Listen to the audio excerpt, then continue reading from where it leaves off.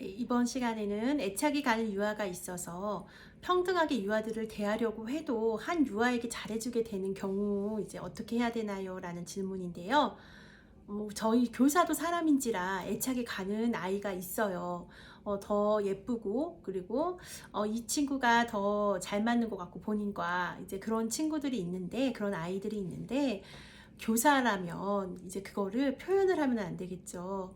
절대로 표현을 하면 안 되고 다른 아이들이 아이들은 굉장히 예민하고 민감해서 그런 건 또 되게 잘 캐치를 하거든요. 그래서 선생님이 잘 행동을 하셔야 합니다. 혹시라도 그런 친구가 있더라도 다른 친구들한테 더 눈길을 한 번 더 주고 그리고 다른 아이들 한 번 더 안아주고 이제 그런 자세가 필요하고요. 요즘에 젊은 선생님들을 제가 이렇게 봤을 때 또 자주 하는 실수가 뭐냐면 이제 아이들 내가 좋아하는 아이가 한 명 있으면 그 아이가 다른 것보다도 우는 게 너무 예쁘다 해서 울리더라고요, 일부러. 예, 울려서 우는 거 사진으로 한번 찍어보고 동영상으로도 한번 찍어보고 또 그 아이가 제가 이제 울린 다음에 또 달래주면 또 탁 달라붙어가지고 막 안겨가지고 이렇게 그런 모습들이 너무 예쁘니까 울리고 달래주고 울리고 달래주고를 좀 반복하시는 선생님들이 매년 있었던 것 같아요, 저는. 예, 그래서 제가 그러지 말라고 늘 얘기를 하고 또 그래서는 절대로 안 되고요. 그게 그 아이한테는 솔직히 선생님도 아시겠지만 우는 게 얼마나 힘든지 아시죠? 아이들도 우는 게 힘들어요. 그거는 에너지 소모가 굉장히 큰 거예요. 그래서 일부러 울리고 일부러 장난치고 그 아이의 행동이 너무 재밌다고 그 아이를 무슨 장난감처럼 이렇게 대하시는 거는 절대로 하면 안 되고 선생님이 혹시라도 나도 모르게 그렇게 된다 라고 하면은 선생님이 좀 자기 자신을 되돌아보는 시간을 좀 가졌으면 좋겠습니다. 그리고 친구가 이제 어울리기를 힘들어하며 교사에게만 놀이를 제한하고 의존하는 아이가 있다. 이제 이랬을 때 이 아이를 친구들과 어울리게 해줬을 때 이 아이가 오히려 그거에 대해서 스트레스를 받으면 어떻게 하냐. 이제 이렇게 물어보시는데요. 거의 이제 아이들 중에서 어른과 먼저 친해지는 아이들이 있어요. 그러니까 친구랑 먼저 친해지는 아이들이 있는가 하면 또 어른과 먼저 친해져서 그렇게 먼저 적응을 한 다음에 친구들과 어울리는 친구들이 있거든요. 그런데 이 친구들은 선생님하고 먼저 애착 관계를 갖기 위해서 그렇게 행동을 하는 거예요. 그래서 이 친구들을 그때 처음에는 또 이렇게 밀어내지 마시고 애착 관계를 먼저 가질 수 있도록 한 다음에 그 다음에 선생님이 친구랑 같이 어울리게끔 해주셔야 해요. 선생님이 그 아이에 대해서 그게 스트레스를 오지 않을까라는 게 있는데 그거는 그 아이하고 선생님하고 애착 관계가 형성이 잘 되면 그 아이의 성향도 금방 잘 파악이 되잖아요. 이랬을 때 진짜 이 아이가 친구들이랑도 잘 어울린다. 근데 나한테 먼저 와서 나하고 내가 놀아주니까 친구들이랑 못 어울리는구나라는 거 알 수 있잖아요. 이제 그럴 때는 선생님이 꼭 친구들이랑 같이 만들어주게 해야 되고요. 그리고 실질적으로 초등학교에 갔을 때 저는 항상 이제 걱정이 아이들을 가리키면서 걱정이 이 아이가 유치원에서는 보살핌을 정말 다 잘 받죠. 선생님이 이 아이 한 명 한 명한테 다 신경 써주고 한 명 한 명을 다 보듬어 줄 수 있지만 초등학교 가서는 선생님들이 절대 그러지 않아요. 선생님들이 예를 들어서 그런 친구 선생님한테 와서 계속 어울리고 선생님의 옆에서 계속 붙어있는 친구들을 초등학교에서는 절대 받아주지 않거든요. 그렇기 때문에 저희는 또 그 이후에까지도 생각을 해야 되기 때문에 선생님이 먼저 초반에는 그렇게 애착한 형성을 갖게끔 해주고 그 다음에 꼭 친구들이랑 어울릴 수 있도록 도와주는 역할도 해주셔야 합니다. 교사가 피아노를 꼭 능숙하게 다룰 수 있어야 하는지 음원을 사용해도 되는지 이제 궁금하다고 했는데요. 저는 잘못된 멜로디 그리고 잘못된 음악을 가르칠 바에는 차라리 음원을 사용해라고 얘기를 해요. 네. 왜냐하면 모든 선생님들이 다 피아노를 능숙하게 치지는 않아요. 하지만 아이들한테 음악은 새 노래는 가르쳐야 해요. 그랬을 때 저는 잘못된 거를 이렇게 선생님이 계속 버벅거리면서 피아노를 치고 있는데 아이들도 같이 그러니까 노래를 못 부르겠죠. 같이 막 버벅거리게 되잖아요. 차라리 그럴 바에는 음원을 사용해도 되고요. 제가 아는 어떤 선생님은 피아노를 정말 못 치지만 우쿨렐레는 너무 잘하는 거예요. 그래서 우쿨렐레로 그러면은 제가 새 노래를 가르쳐라 이제 그랬었거든요. 기타를 정말 잘 치는 선생님한테는 제가 피아노를 꼭 치지 않아도 된다. 기타를 가르쳐라. 기타로 가르쳐라 라고 얘기를 했었고요. 그리고 이제 이런 악기들을 다 못 모른다. 모르고 피아노도 못 친다. 그런데 또 계속 애들한테 음원만 들려주기에는 또 본인이 너무 가슴이 아프다라고 하는 선생님한테는 저는 어떤 제안을 했었냐면은, 그러면 옆반 선생님이랑 바꿔라라고 얘기를 해요. 그러니까 그 시간만. 그러니까 저희가 교과 과목이 있었잖아요. 학교 시절에. 이제 그런 것처럼 내가 이쪽 반에 가서 뭐 색종이 접기를 애들하고 같이 수업을 해줄 테니 우리 반에 와서 새 노래를 가르쳐 주세요. 이렇게 해서 서로 그냥 그 한 과목, 그 한 활동만 지금 바꿔서 하는 거죠. 그래서 교과 과목처럼 이렇게 바꿔서 이 시간에 뭐 예를 들어서 선생님 내가 이 수업을 30분에 끝낼게요. 그러면 새 노래도 30분에 끝나서 다 끝난 다음에 다시 이렇게 교실 이렇게 선생님이 오면 되는 거예요. 이제 그렇게 해서 저는 좀 정확한 멜로디하고 음을 가르쳐 주는 게 중요하다고 생각을 합니다. 현장에서 개정 누리과정을 적용한 대소집단 활동은 어떻게 운영되고 있나요? 라고 그랬는데요. 이제 현장에서 대소집단으로 저희 같은 경우에도 놀이를 선생님들이 굉장히 이제 다양하게 지원을 해주려고 하고, 그리고 그 놀이 활동을 지원을 해주면서 그걸 저희는 꼭 사진으로 남기고 있어요. 그래서 사진으로 남기면서 그거에 대해서 어떻게 애들이 놀이를 하고 어떻게 진행을 했는지에 대한 이제 자료도 남기고 있거든요. 아이들이 놀이를 굉장히 좋아하잖아요. 그런데 이거를 처음에 예를 들어서 아이들이 뭐 자동차가 너무 좋아요. 그런데 무조건 아이들이 짠 하고 놀이가 나오진 않아요. 그래, 아이들한테 이제 그 놀이가 나오기까지 선생님도 같이 함께 도움을 줘야 하고요. 물론 그렇게 하기 위해서 아이들이 예를 들어서 나중에 선생님 나는 자동차를 진짜 만들고 싶어요 라고 했을 때 그 아이들한테 그럼 어떤 재료가 필요할까, 어떻게 만들면 좋을까 했을 때 아이들이 뭐 박스도 얘기할 수도 있고, 그리고 블록 같은 것도 얘기할 수 있고, 근데 우리 반의 블록이 그렇게 만들 만한 블록이 없다 그러면 다른 반에서라도 이렇게 가지고 와서 이제 그 자동차를 만들 수 있게끔, 그리고 그 박스를 구해서라도 자동차를 만들 수 있게끔 선생님이 이제 지원을 해주면 되는 거죠. 자, 아이들이 거의 보면은 만 5세 같은 경우에는 스스로 정말 다 계획하고 진행하고 이제 그러게 가능한 거고요. 만 3세는 저희도 지금 선생님이 가장 걱정하는 게 그런 거예요. 만 3세는 단답이잖아요. 이거 좋아? 네, 좋아요. 이거 싫어? 네, 싫어요. 이런 형식이에요. 지금 3월은. 그래서 선생님들은 이렇게 해서 놀이가 되지 않아요. 근데 어떻게 해야 되나요? 이제 고민을 지금 저희도 하고 있는데, 이제 그래서 제가 선생님들한테도 같이 지금 얘기하는 게, 자동차가 좋다. 그러면, 그리고 자동차가 좋은 거에 대해서 그러면 한번 진행을 한번 해보자.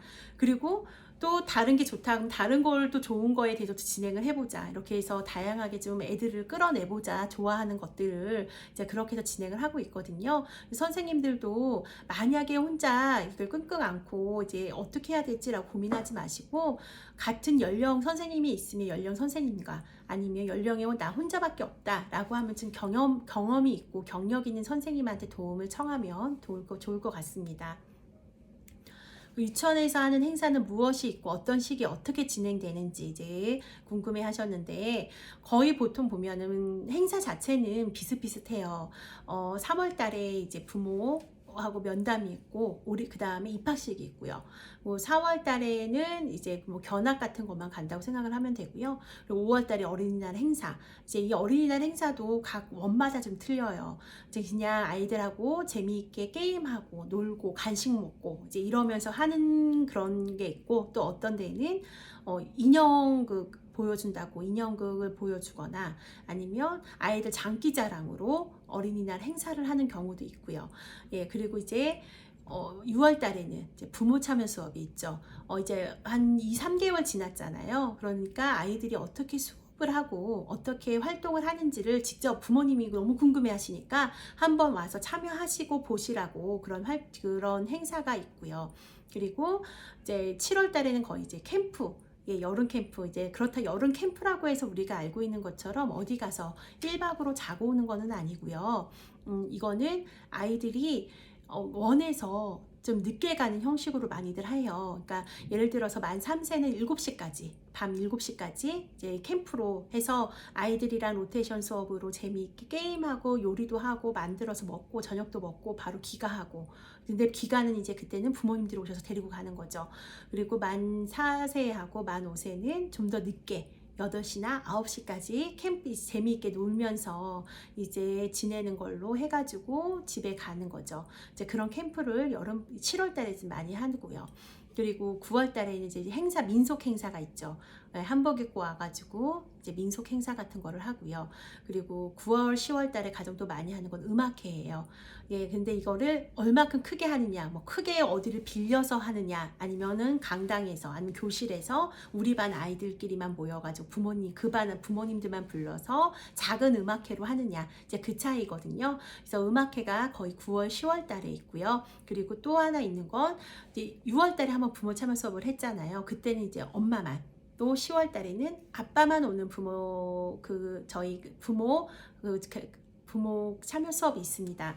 그런데 저희가 요즘에는 이제 이혼 가정도 좀 많기 때문에 이제는 뭐 엄마 부모 참여 수업, 아빠 참여 수업 이런 이야기보다는 그냥 부모 참여 수업이라고 해서 그때 엄마 아빠가 시간이 안 되시면 할머니라도, 그리고 꼭 삼촌이라도 이모라도 이렇게 올 수 있게끔 지금 진행이 되고 있고요. 실제로도 교육청에서는 엄마 아빠 이런 얘기를 많이 하지 말라고 그래요. 이제 이혼 가정도 많고 그러기 때문에 요즘에는 또 많이 가정이 좀 변화가 있잖아요. 예. 그래서 그렇게 또 9월, 10월 달에 또 한 번 참여 수업이 한 번 있고요. 그리고 이제 12월 달에는 이제 아무래도 산타 잔치가 있죠. 예, 산타 잔치도 있고, 그다음 김장 담그기 행사도 있고요. 그리고 이제 1월 달에는 다시 또 민속의 행사도 있고, 그다음에 2월 달에 오리엔테이션도 있고, 예, 그렇게 해서 이게 좀 반복이 되는데 그 중간마다 또 들어가는 행사들은 각 원마다 좀 틀리기는 하지만 거의 이제 그렇게 좀 작게 우리 아이들끼리만 하는 행사지 부모님들까지 다 와서 하는 행사는 요즘에는 좀 많이 없어지고 있는 추세긴 해요. 어머님들이 너무 바쁘시기도 하시고 그리고 코로나 때문에 외부 사람들이 또 유치원에 들어오는 거를 좀 꺼려하기 때문에 가급적이면 우리 아이들이랑 하는 행사를 좀 많이 진행을 하는 것 같습니다. 유치원 내에서 공통으로 정하는 학급 내 규칙, 범위가 정해져 있는지, 그렇다면 교사는 어떻게 기관의 교육 철학과 교육 방법을 반영하며 학급 운영을 할 수 있을까요? 라고 했는데 거의 유치원 내에서 공통으로 정하는 학급 내 규칙은 아이들이랑 함께 정하는 거예요. 이거는 선생님이 혼자 독단적으로 이렇게 뭐 뛰지 않아요, 뭐 할 때는 어떻게 해요, 이렇게 정하는 것보다는 아이들이랑 함께 정하는 게 저는 맞다고 생각을 하고요. 그래야지 아이들도 지킬 수 있는 거고요. 예, 그리고 선생님이 교육 철학과 교육 방법은 물론 유치원과 유치원의 교육 철학을 잘 반영을 해야 되겠지만 선생님들이 지금 이 질문에서 말하는 규칙 같은 경우에는 굳이 유치원에 있는 교육 철학을 반영하는 것보다는 아이들의 의견을 담아서 진행을 하는 게 저는 맞다고 생각을 합니다. 그리고 새학기 운영 규칙을 정할 때 어떻게 하면 유아들이 자발적으로 규칙을 설정할까요? 예, 이게 아까 전에 얘기랑 좀 비슷하긴 하는데 이것도 역시나 이제 제가 아까 말했다시피 이제 아이들이랑 함께 정해야 되잖아요. 근데 저는 이제 제가 만 5세일 경우에는 제가 만 5세 교사일 때는 제일 먼저 3월 달에 이제 저는 이제 그룹으로 이게 모듬으로 한 4그룹 정도로 해가지고 아이들한테 규칙을 정해서 오라고 했어요. 그래서 비슷한 것들이 나오면 이제 그거는 추리면 되는 거고요. 그래서 제가 아이들한테 너희가 정말 지킬 수 있는 거를 적어라, 얘기를 해라. 근데 그 3월달 정도 되면 만 5세라고 해도 글씨를 쓰는 아이들이 거의 없어요. 그래서 글씨를 쓸 수 있는 아이는 자기가 이게 애들의 의견을 들어서 자기가 대표로 쓰지만 그러지 못한 경우에는 제가 이제 옆에서 도와줬었고요. 해서 아이들이 정말 지킬 수 있는 거, 예, 그거를 이제 정하는데 처음에 저희들도 그러잖아요. 처음에 방학 때 계획표 짜와라 하면 되게 거창하게 짜잖아요. 그런 것처럼 아이들도 굉장히 거창하게 규칙을 만들어 와요. 그랬을 때 저희가 우선은 그거를 다 무시하진 않고 비슷한 것만 추려내고 그게 10가지든 15가지는 제가 이렇게 다 붙여놔요. 이제 정리해서 아이들이 적은 걸 다 붙여놓잖아요. 그리고 나서 이게 한 3월 지나고 4월달 정도 되면 아이들끼리도 알아요. 이건 지킬 수가 없구나, 이건 힘든 거구나 라는 걸 알게 되면 그때 다시 한번 저는 그거를 띄어다가 너희가 이거를 다 지킬 수 있었는지를 한번 물어보고 이거를 어떻게 정리를 하면 좋을지를 다시 한번 했었던 것 같아요. 그렇게 되면 이제 아이들이 이거는 안 돼요. 이거는 지워줬으면 좋겠어요. 뭐 이렇게 얘기도 하고 그러거든요. 그렇게 하면서 저는 매달마다 아이들이랑 같이 그거를 같이 정비해 갔던 것 같아요. 규칙을. 근데 그게 이제 만 5세가 가능한 거고요. 만 3세 같은 경우에는 정말 한 가지, 두 가지 이 정도만 아이들이랑 같이 앉아가지고 얘들아 그러면은 우리 여기 화장실 갈 때는 어떻게 할까? 이제 이렇게 자세하게 나와야 해요. 만 5세는 너희가 정해봐 이럴 수 있지만 만 3세는 정확하게 어떤 상황에서 어떻게 해야 되나 이거를 말을 해줘야 되거든요. 만 4세도 그런 것 같아요. 그래서 그때 이제 화장실에 갈 때 얘들아 2명이 같이 들어갔어. 그러면 너무 힘들지. 그러면 어떻게 해야 되지? 막 이런 식으로 해서 선생님이 그 상황을 얘기해주고 아이들이 그렇게 해서 어떻게 해요? 라고 얘기하면 이제 그거 한 가지만 딱 우선 먼저 얘기를 적어 놓고 그리고 나서 또 한 가지씩 이렇게 늘려나가는 게 맞는 것 같습니다. 유치원에 취업해서 첫 담임을 맡았을 때 첫 주에 어떤 수업을 구성하면 좋을지 이제 미리 준비해 놓을 수 있는 수업이 있을까요? 라고 했는데 첫 담임이 되면 진짜 너무 설레죠. 그렇지만 걱정도 진짜 많고요. 예, 그래서 첫 주에는 거의 대부분 보면 아이들이랑 같이 이제 익숙해지는 시기잖아요. 그렇기 때문에 아이들이랑 같이 즐겁게 놀이할 수 있는 걸로 거의 구성을 해요. 예, 아이들이랑 좀 재미있게 밖에 나가서 놀이할 수 있는 거. 그러니까 아이들이 즐거운 곳이다. 유치원은 안전하고 즐거운 곳이다라는 인식이 굉장히 중요하기 때문에 이제 그렇게 밖에서 좀 움직임이 많은 수업으로 좀 해주시면 좋고요. 그러면서도 중간중간마다 이제 규칙을 또 만들어야 되기 때문에 이제 그런 것까지 잘 생각을 하셔야 되는데 거의 대부분 첫 주에는 나 혼자만의 수업이 나 혼자만의 내가 혼자 그 연령의 담임이면 상관없지만 거의 대부분 그렇게 처음 맡는 담임한테는 짝꿍을 지어줘요. 그래서 같은 연령이어도 옆에는 좀 경력 있는 선생님으로 같이 붙여주거든요. 그랬을 때 제가 지금 혼자 뭐 미리 수업을 준비해서 가는 것보다는 그 선생님이랑 같이 상의해서 진행을 해야 되는 게 더 많기 때문에 선생님들이 미리 막 준비해 놓고 그러지는 않아도 될 것 같아요. 왜냐하면 선생님이 생각하는 주제와 다르게 갈 수도 있고요. 그리고 선생님이 생각하는 것과 다른 교육 철학으로도 유치원이 또 흘러갈 수 있기 때문에 미리 준비할 거는 저는 그거는 좀 나중에 하셔도 될 것 같고 미리 준비하는 거는 없어도 될 것 같아요. 이제 그 대신에 선생님이 한번 인사하러 올 거잖아요. 왜냐면 임용 준비 서류를 제출하러 올 때 그때 그 짝꿍 선생님한테 그러면 제가 준비해야 될 게 뭘까요? 제가 미리 어떤 걸 생각해서 올까요? 라고 물어보고 그때 미리 준비해도 상관은 없을 것 같아요. 예. 그리고 새학기가 되어 담임이 되어 교실 환경 구성과 영역 구성을 할 때 연령별로 차이나 주의할 점이 있는지 교실 위치나 모양에 따라 이용할 수 있는 사례들이 궁금하다고 했는데요. 옛날에는 그러니까 지금 개정 누리과정 되기 전에는 이런 영역 환경 구성과 영역 구성이 굉장히 중요했고 장학사님들이 실제로 장학을 하러 오셨을 때도 그 영역 위치를 보고 이 영역은 이 영역 옆에 있으면 안 되잖아요 원장님 이거는 좀 수정해 주세요 이렇게도 얘기를 하셨어요. 근데 이제는 이런 영역 구성이 전혀 중요하지 않았어요. 개정 누리과정에서는 아이들이 블럭이 너무 좋아서 블럭을 더 다양하게 하고 싶다 그러면 뭐 언어나 수나 이렇게 아이들이 재미없어하는 영역은 빼고 블럭 영역을 좀 더 확장해서 해도 되게끔 되어 있는 게 개정 누리과정이에요.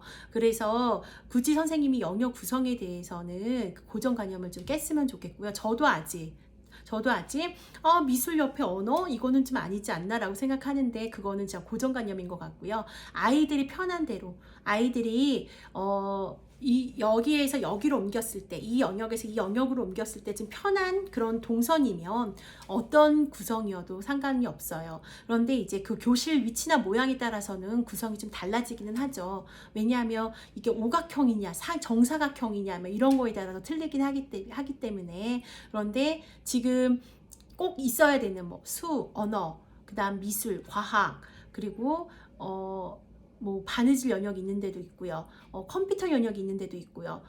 아니면은 뭐 퍼즐을 따로 이렇게 빼서 하시는 분들도 계시더라고요. 근데 이런 기본적으로 있어야 되는 영역들이 지금은 그렇게 중요하지 않기 때문에 선생님들의 부담은 좀 덜할 것 같습니다. 이제 현장에서 교재 교구를 구입하는 것과 직접 만드는 것 중 어느 것을 선호하는지 이제 선생님들이 궁금한가 봐요. 예.